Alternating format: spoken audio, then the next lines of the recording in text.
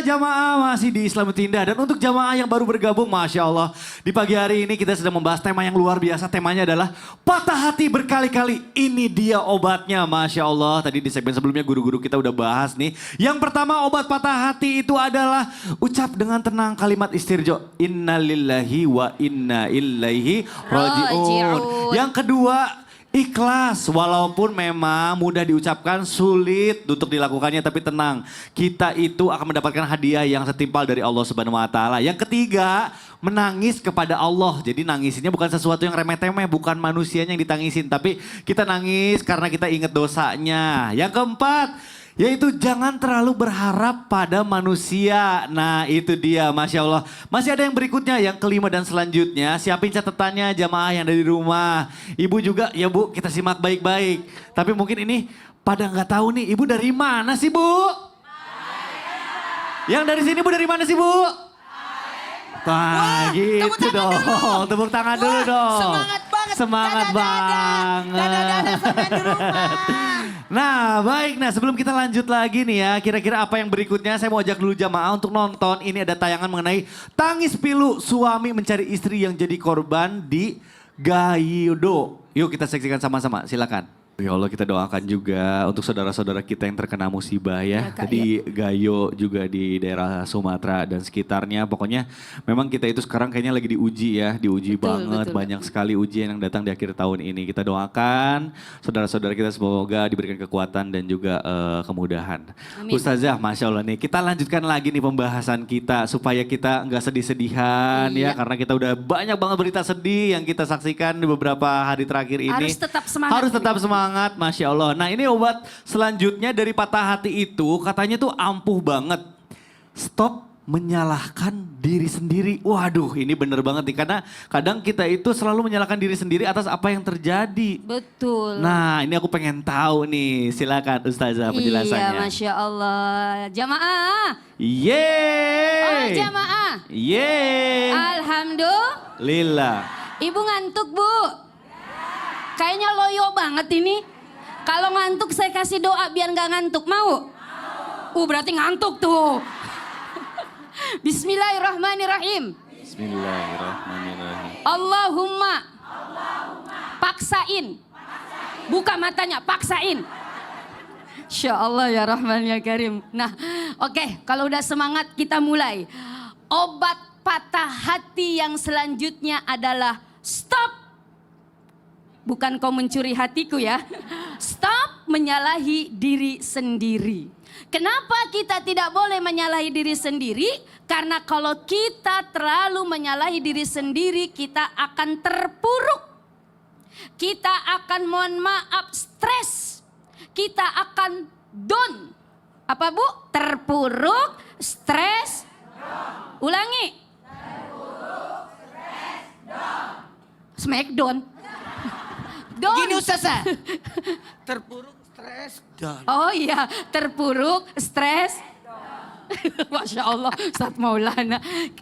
Nah, satu akan membuat terpuruk. Padahal Allah sudah mengingatkan kepada kita. A'udzubillahi minasyaitonirrajim. Bismillahirrahmanirrahim. Wala tahinu, wala tahzan, wala tahzinu. Jangan kita malas, jangan kita sedih, jangan kita kecewa, jangan kita lemah. Kenapa? Wa antumul a'laun, karena sesungguhnya engkau adalah orang-orang yang tinggi derajatnya in kuntum mu'minin, kalau memang engkau beriman yakin kepada Allah Subhanahu wa taala. Jangan kita menyalahi ya Allah gara-gara saya.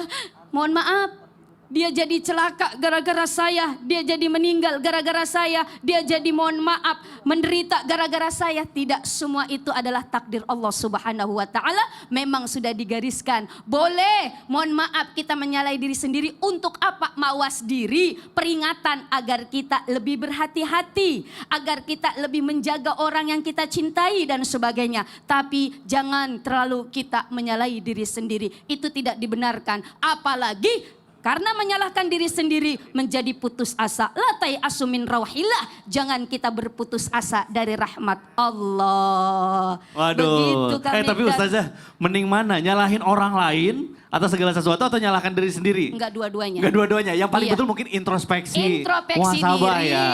Kita Iya. takutnya enggak nyalahin diri sendiri, akhirnya nyalahin orang lain. Ah, ini salah kamu, Enggak salah boleh kamu. juga, enggak boleh, itu semua Nggak sudah boleh takdir. juga. Iya. Baik. Iya, Terima Kak kasih Mika. Ustazah. Sama-sama. Boleh silakan duduk kembali. Masya Allah.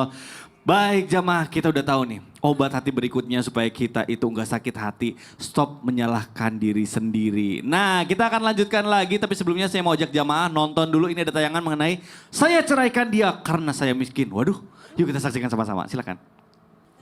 Wow, ini agak shock sih dengernya. Dia merelakan sesuatu karena dia merasa tidak mampu. Waduh. Dan ini katanya ada kaitannya Ustadz sama obat hati nih. Kalau misalnya kita sakit hati berarti. Kalau memang dia ceraikan karena dia tidak, mungkin lebih tepat kata-katanya saya melepas dia gitu. Melepas mungkin ya. Kalau menceraikan lah udah miskin nyerain orang lagi. Iya bukannya usaha gitu ya. Nah Ustadz Zam, berarti bener gak sih obat patah hati atau sakit hati berikutnya ini berkaitan dengan sadar diri. Kenapa ya? Sadar diri gitu ya.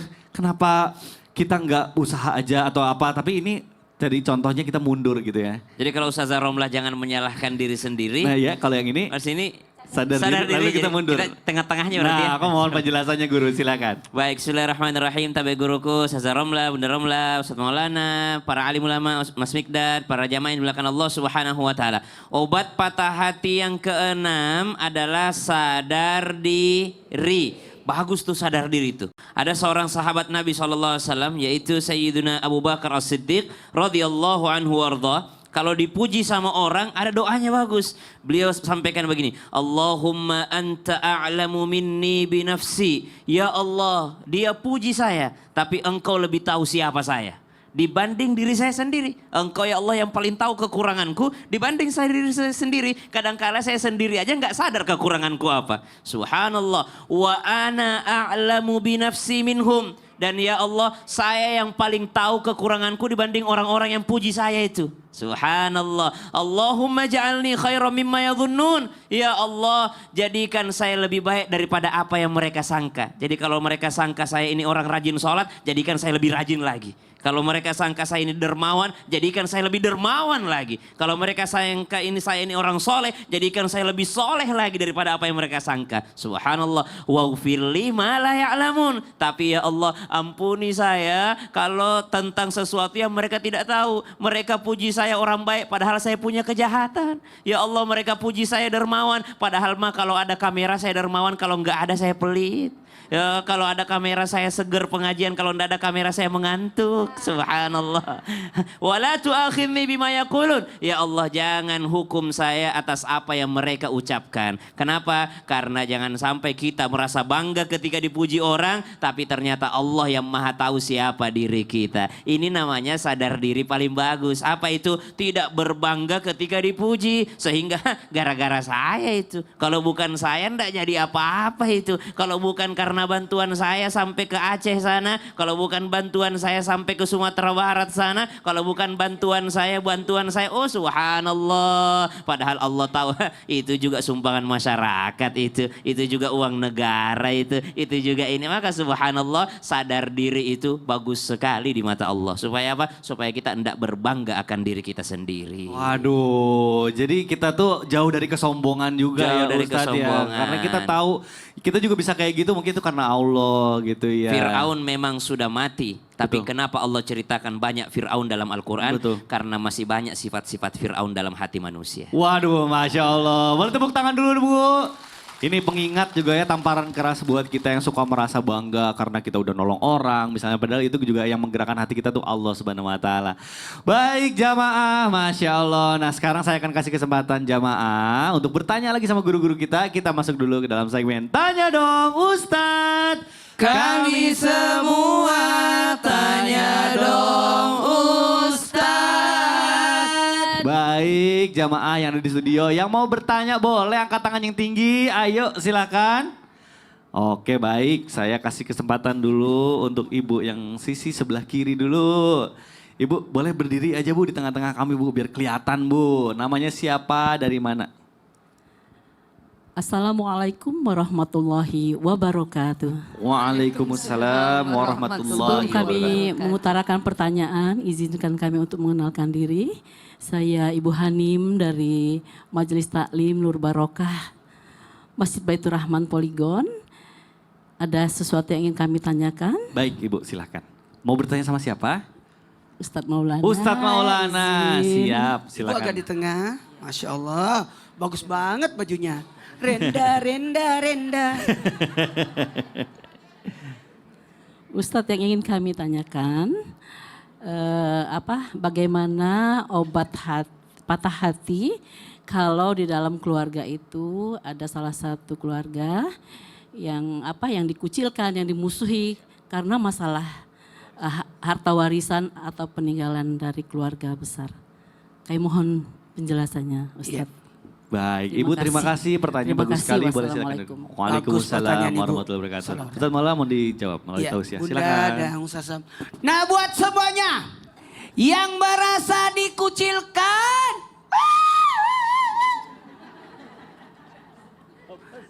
dikecewakan, dianggap sepele.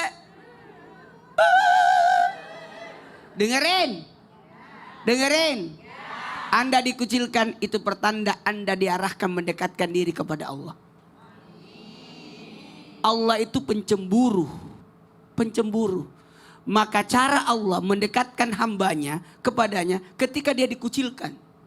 Jadi kalau kita dikucilkan baik itu kepada lingkungan, keluarga dan sebagainya. Ayo dekat sama Allah. Dalami agama. Biasanya orang-orang yang dikucilkan di sekolah dia pinter itu. Dia larinya ke perpustakaan. Dia baca. Saya baca semua buku di perpustakaan. Saya dulu waktu sekolah, saya baca semua buku yang di perpustakaan. Minimal judulnya. Jamaah. Yeay. Jamaah. Makin dekat kepada Allah. Ingat, jamaah. Ingat Allah. Perbanyak ibadah. Perdalami agama. Ikuti majelis taklim. Kemana-mana itu bagus. Daripada tinggal di rumah, meratapi diri, saya dikucil. Tidak usah. Kita punya Allah kok. Coba, kita punya Allah. Kita punya Allah. Kita punya Allah. Maka, tapi ingat, ketika kita dikucilkan mungkin karena maaf persoalan harta dan sebagainya, jangan pernah memutuskan silaturahmi. Biarlah mereka membenci kita, tapi kita tidak boleh membenci orang. Jangan pernah membenci saudara. Jangan pernah membenci orang tua. Jangan pernah membenci kerabat. Tidak boleh. Tetap walaupun mereka jahat sama kita, tetap kita berbuat baik. Ada namanya ihsan. 1, 2, 3. Ihsan. Apa itu? Membalas keburukan dengan kebaikan. Coba Ibu. Nih istilahnya Bunda Lulung nih. Engkau baik, saya baik. Ayo 1, 2, 3. Engkau baik, aku baik. Engkau jahat, aku tetap baik. Engkau jahat, aku tetap baik. Ulangi. Engkau baik, aku baik. Engkau jahat, aku tetap jahat. 1, 2, 3. Ya Gimana, kali. Iya. Dia jahat, Dia- aku tetap baik. Oh, tetap baik. Ya kali bidadari jahat. Ingat Ustazah Lulung ya. Tapi baik. dengerin. Iya, gimana Buat Ustaz? kita sebenarnya gini. Iya. Jangan pernah mengotori hati kita dengan Betul. membenci orang. Jangan. Biarlah orang membenci kita tapi kita tetap baik sama mereka. Jadi tetap hati kita tetap bersih terus ya. bersih. Masya Allah. Boleh tepuk tangan dulu. Masya Allah. Mudah-mudahan terjawab ya Ibu ya pertanyaannya. Baik, saya akan kasih kesempatan lagi yang mau bertanya lagi. Boleh angkat tangan yang tinggi. Yang mana kami ya? Ibu sebelah kanan silakan. Ibu boleh perkenalan dulu namanya siapa dari mana? Assalamualaikum warahmatullahi wabarakatuh. Waalaikumsalam warahmatullahi wabarakatuh. Perkenalkan nama saya Mawar Amelia dari Majelis Taklim Nurul Barokah Poligon Palembang. Palembang, tepuk tangan dulu dong Palembang. Masya Allah biar makin semangat nih warga Palembang. Balik silakan. Ibu mau bertanya sama siapa nih? Sama Ustadz Sam. Ustaz Syam, boleh silakan. Saya Ibu untuk melindungi informasi identitas Ibu saya panggil saja Mawar ya. Iya. Gak apa-apa Bu, saya panggil Mawar gitu. Namanya Ibu Mawar, silakan. Ustadz Sam, Iya Ibu. apakah benar setiap manusia itu harus merasakan patah hati Ya. agar dia dapat menghargai orang lain dan supaya cahaya hidayah itu masuk katanya. Karena patah hati akhirnya dia bisa menghargai orang lain. Iya. Dan karena patah hati hidayah masuk ke dia. Bagus pertanyaan Ibu Mawar bagus nih. banget. Baik. Mawar ini benar. Iya panggil saja Mawar Amelia. Gitu. Baik Ibu, insya Allah. Waalaikumsalam warahmatullahi Loh, wabarakatuh. assalamualaikum. Kalau Ibu Waalaikumsalam kami Kita jawab apa Bu? Tenang. Memang suka kayak gitu Bu. Assalamualaikum warahmatullahi wabarakatuh. Waalaikumsalam Ibu, warahmatullahi Masya Allah. wabarakatuh. Bagus sekali pertanyaannya, boleh silakan duduk kembali. Ustaz Syam boleh langsung jawab. Masih Silakan. kita tapi guruku Ustaz Maulana, Ustaz Ramla, Bunda Ramla, para alim ulama yang dimuliakan Allah Subhanahu wa taala. Kalau patah hati itu ngajarin seseorang buat lebih menghargai orang lain, betul atau tidak? Betul. Apa buktinya?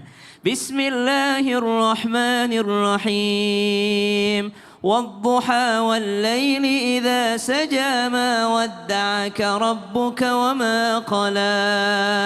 Apa patah hati yang melebihi orang yang sudah merasa tidak dipedulikan sama Tuhan? Paling patah hati sudah itu. Ya Allah, ini saya dilihat sama Allah enggak ya? Ini saya dipedulikan sama Tuhan enggak sih? Kenapa orang lain bahagia-bahagia saja? Saya kok hidupnya enggak bahagia? Itu lebih patah hati paling tinggi itu. Subhanallah. Ma wadda'aka rabbuka wa ma qala walal akhiratu khairul laka minal ula wa lasawfa yu'tika rabbuka fatarda alam yajidka يتيما فآوى ووجدك ضالا فهدى ووجدك عائلا فأغنى فأما اليتيم فلا تقهر وأما السائل فلا تنهر وأما بنعمة ربك فحدث. Ini surah, coba Ibu buka dari artinya pulang dari sini. Ini ketika seseorang patah hati diajarkan, diberikan sama Allah Subhanahu wa taala balasan atas patah hatinya setelah dibahagiakan, diajarkan, maka bagi orang lain jangan kau sakiti.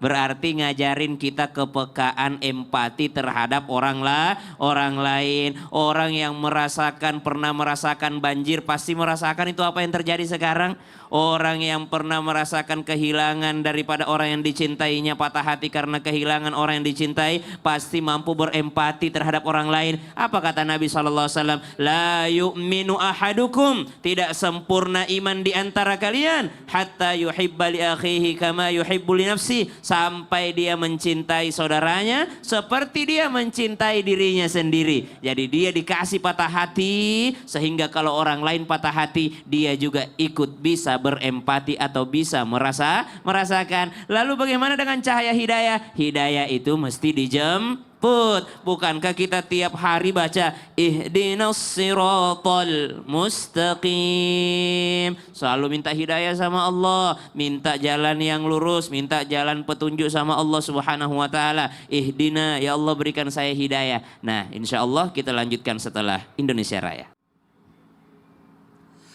Jamaah, alhamdulillah kita lanjut lagi, Masya Allah. Nah, sebelum kita lanjutkan, kita masuk dulu ke dalam segmen Curhat Dong Ustadz. Iya, kami curhat. Masya Allah, sudah bersama kami Ibu siapa namanya Ibu? Namanya Yusnita Rizalina. Ibu Yusnita, Masya Allah. Bukan Yusmita kan? Bukan, itu Bukan kayak Yusmita kenal ya kalau Mia. itu ya. Baik, Ismi ya. Ibu boleh nih kira-kira apa yang mau disampaikan nih mumpung ada guru kita Ustadz Maulana, ada Ustazah Romlah di sini. Baik, terima kasih. Assalamualaikum warahmatullahi wabarakatuh. Waalaikumsalam warahmatullahi wabarakatuh. Saya mau curhat, benar-benar mau curhat ini. Ya, silakan. Boleh silakan Ibu. Namanya ibu siapa? Yusmita. Saya mempunyai saudara itu 8 saudara, ya 3 laki-laki, 5 perempuan. 8 saudara, 3 laki-laki, Ya. 5 perempuan. Saudara saya yang pertama laki-laki itu di dalam bulan ini mendapatkan ujian dari Allah Subhanahu wa taala, yaitu mendapatkan penyakit stroke. Jadi anak-anak dan istrinya itu dan juga saudara kami mengurus beliau. Baik. Tetapi setelah diurus, ya namanya orang sakit ya. Ya. Kadang-kadang sensitif, suka Betul. marah kayak gitu ya. Akhirnya yang suka mengurus beliau itu patah hati. kok hari ini pas kayak gitu nyambung ya.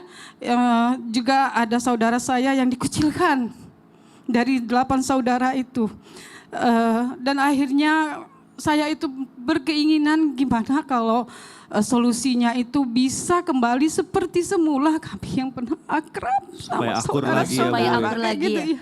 Tidak ada yang patah hati. Iya, nggak ada tidak yang patah hati, nggak ada yang dikucilkan, nggak ada yang sakit hati kayak gitu ya.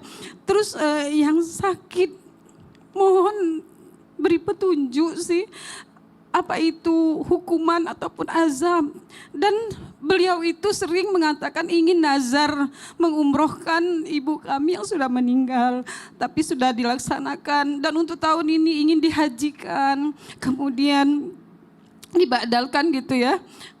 Terus saya itu mohon penjelasannya. Banyak sekali nazar-nazar beliau itu dalam keadaan sakit. Gimana itu hukumnya Pak Ustadz dan juga Ustazah? Mohon penjelasan solusinya. Ya, oke. Silakan, Ustazah Ibu Yusmia, Masya Allah. Terkadang Allah menguji kita dengan menghadirkan seseorang yang membuat kita dikuras perasaannya, dikuras hatinya. Salah satunya dengan keluarga Ibu Yusmita yang dihadirkan ada keluarga yang sakit. Allah pilih keluarga ibu untuk apa? Untuk bisa merawat dia.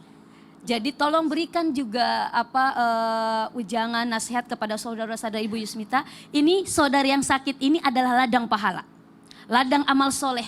Agar kita lebih sabar, agar kita lebih tabah, agar kita lebih ikhlas. Insya Allah orang yang sakit itu diberikan petunjuk oleh Allah. Amin. Segera diangkat penyakitnya oleh Allah Amin, Subhanahu amin, wa ya Allah. Ta'ala. Amin, Dan amin. juga terhadap nazar-nazarnya, nazar itu harus dilaksanakan. Benar. Kalau memang dia memang niatnya bernazar. Tapi kalau hanya sekedar ucap-ucap, Masya Allah, itu harus diperhatikan juga. Jadi yang terpenting, mudah-mudahan keluarga Ibu Yusmita diberikan kesabaran, ketabahan, Amin, ya Allah. menghadapi Amin, ya Rabbal saudara Alamin. yang sakit. Amin, Yang amin. penting penuh keyakinan saja, innal hayata aqidatun wa jihad. Sesungguhnya kehidupan itu harus penuh dengan keyakinan dan jihad. Harus bersusah payah, Sungguh-sungguh. harus berusaha, salah satunya mengurus saudara yang sedang Amin, sakit. insya Allah, Iya. Ustaz. Baik. Silakan, Selanjutnya Mas. Ustadz Maulana. Mohon maaf tanpa menggurui hanya mengingatkan kepada kita semua, mohon maaf, salah satu dari 4 bentuk akhlak yang baik itu selain berkata baik, kalau tidak bisa diem, paliyakul khair aliyasmut, kemudian apalagi jangan berada di tempat yang tidak ada bermanfaat, kalau tidak ada ya kita keluar. Kemudian yang ketiga jangan marah, yang keempat ini posisikan diri kita sama dengan posisi orang itu. Jadi kepada orang-orang yang ada di sekitar orang sakit, justru kita yang memaklumi. Sakit itu luar biasa loh. Satu, dia itu apalagi merasa down. Kita itu kita yang paham. Mentalnya mungkin juga Ya, terkena mentalnya lagi diuji dan sebagainya. Kita yang beri mereka semangat. Dan kayaknya dia yang marah-marah dan sebagainya. Kita yang paham. Itu sakit itu loh. Apalagi orang yang stroke dan sebagainya, dia merasa terbebani. Betul. Jadi dia merasa tidak enak sama keluarga. Dengan cara itu mungkin kita yang lebih paham. Nah kalau ada perpecahan keluarga, usahakan ada satu jadi lem untuk nyambungin semuanya. Makanya dalam Islam disebutkan menyambung tali silaturahmi. Kenapa menyambung? Karena terputus. Iya. Kalau sudah terputus disambung, setelah disambung dikuatkan. Jadi seperti itu. Jadi senantiasa mendoakan. Amin, Ya, amin, insya Allah. tahadu tahabu. Saling Baik. menghadiahi tanda cinta. Baik, Amin, terima kasih. Ibu mudah-mudahan terjawab ya Amin, amin, pertanyaannya terima kasih, ya. insya Allah. Baik, Terima kasih. alhamdulillah. Ibu boleh tahan dulu sebentar di sini. Nah, baik jam